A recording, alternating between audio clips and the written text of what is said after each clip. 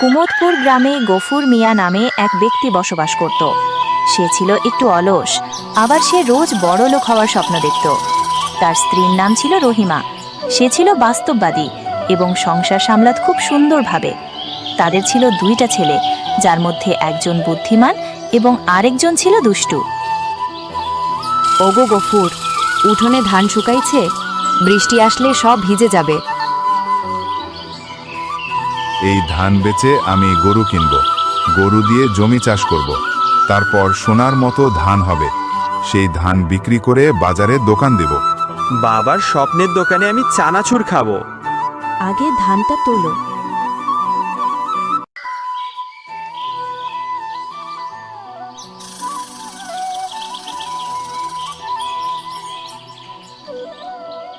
তারপর গফুর ও তার দুই ছেলে ধানের বস্তা নিয়ে বাজারের দিকে রওনা দেয় এবং যেতে যেতে গফুর বলে, এই ধান বেচে 500 টাকা পাইলে গরু কিনব, গরুর গাড়ি নিব।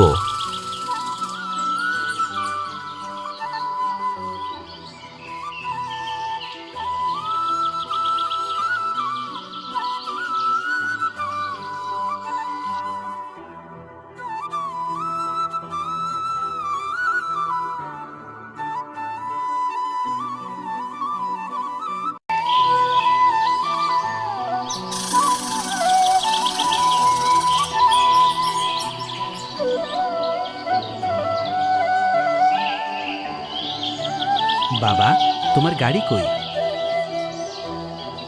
চুপ, আস্তে আস্তে সব হবে।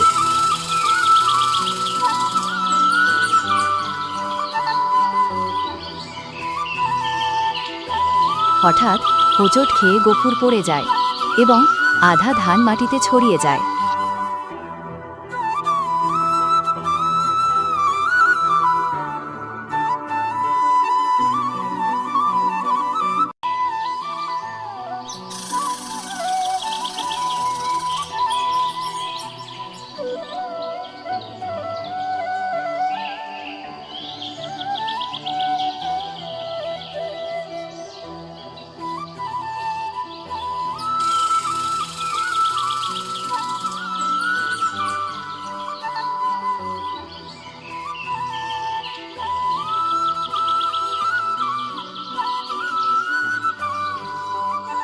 তারপর তারা নিজেদের মধ্যে নানান রকমের গল্প করতে থাকে।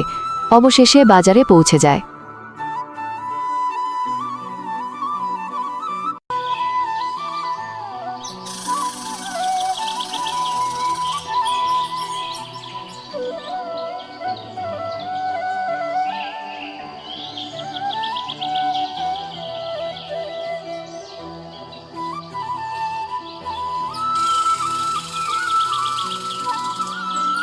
গফুর ক্রেতার সঙ্গে দামাদামি করছে।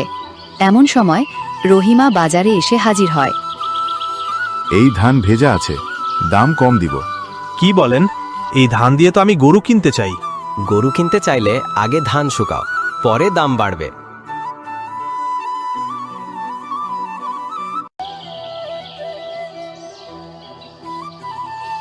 আমি বলেছিলাম আগে কাজ করো, পরে স্বপ্ন দেখিও।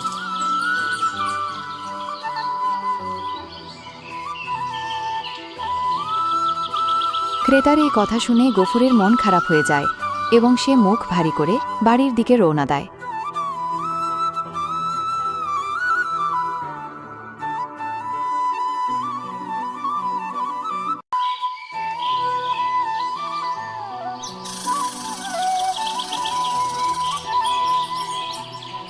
বাড়ি ফেরার পর দেখা যায় গফুর মন খারাপ করে বসে আছে। বাবা, এবার কি চেয়ারম্যান হইবা? বাবা, আগে মাঠে কাজ করো, তারপর দেখবা আল্লাহ বরকত দিবে। লোভ করলে লাভ নাই, পরিশ্রম করলে তবেই সুখ। এইবার থেকে তোমার কথা শুনবো আর বাচ্চাদেরও কাজে লাগাবো। তাহলে বন্ধুরা, এই গল্প থেকে আমরা শিখলাম যে স্বপ্ন দেখা ভালো, কিন্তু পরিশ্রম ছাড়া কিছু পাওয়া যায় না।